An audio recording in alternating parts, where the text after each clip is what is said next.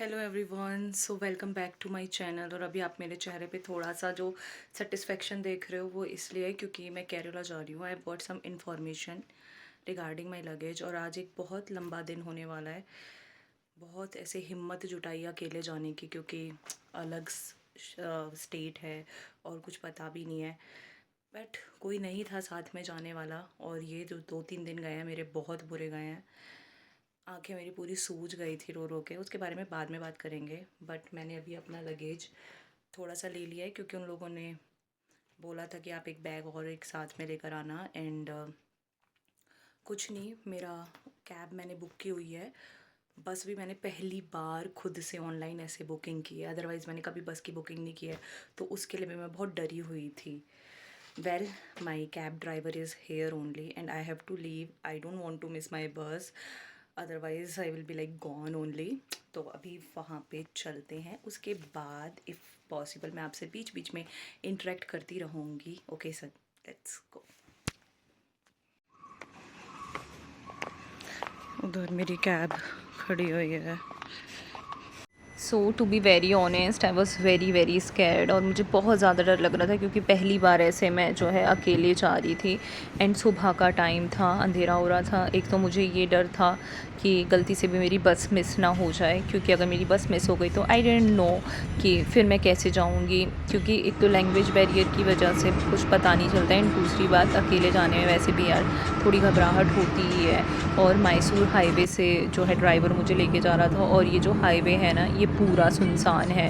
और मुझे एक्चुअल में ये भी नहीं पता था कि मैंने कैंगेरी बस स्टॉप पे जो है बस बुक की थी। और मैं ड्राइवर को पूछ रही थी कि if you have any idea, क्योंकि मुझे नहीं पता। बस स्टॉप तो पहुंच गई हूँ मैं, लेकिन मुझे समझ नहीं आ रहा है कि मेरी बस मुझे कहाँ से मिलेगी।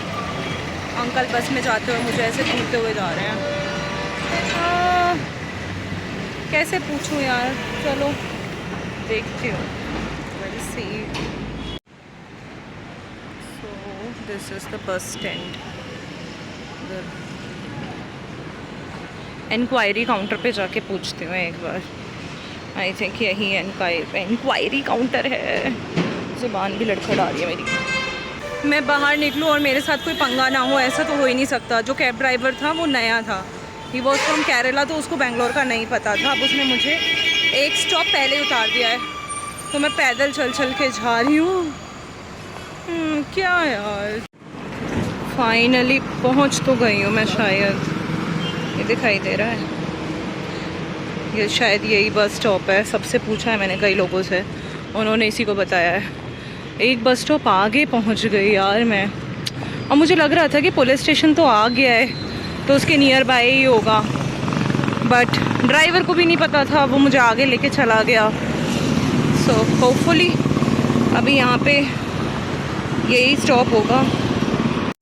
आधा घंटे से ज़्यादा हो गया मुझे यहाँ पे खड़े हुए, और जब से जो कंडक्टर है वो बस 2 मिनट बोले जा रहा है।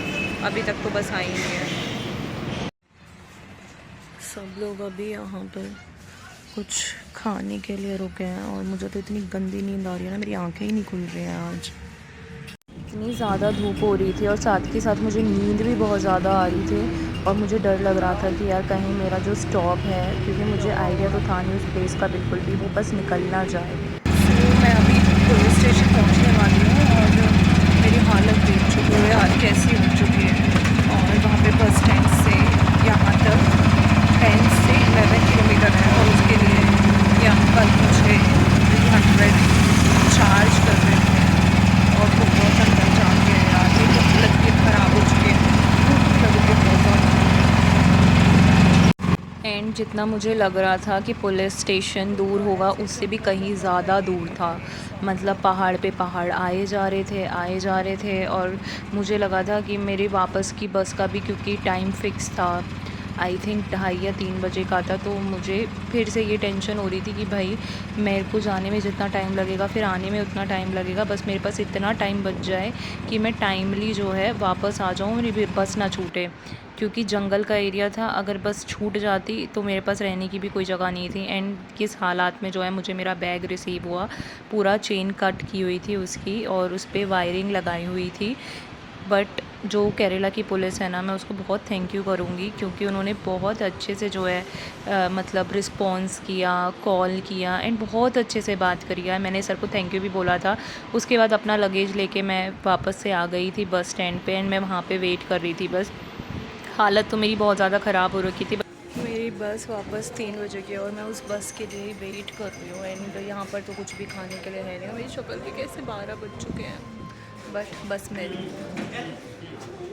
बैग मिल गया, यही बड़ी बात है। सी मैं रात को 9-10 बजे तक पहुँचूँगी, क्योंकि मैं सुबह ऑलमोस्ट 5 बजे के अराउंड घर से निकली थी, तो मैंने कुछ खाया नहीं था एंड मेरी इतनी हिम्मत भी नहीं थी, पता है, कि मैं बस में बीच में उतर जाऊँ। मैं उतर सकती थी, बाकी लोग भी खाने के लिए उतरे थे, लेकिन मैंने अनार ही खाना प्रेफर किया, क्योंकि मुझे बस ऐसे लग रहा था यार कहीं मैं बीच में स्टॉप में रुकूँ और मुझे पता ना चले, बाकी लोग निकल जाएँ। थोड़ा अकेले रहते हो ना आप, तो आपको ये टेंशन ज़्यादा रहती है।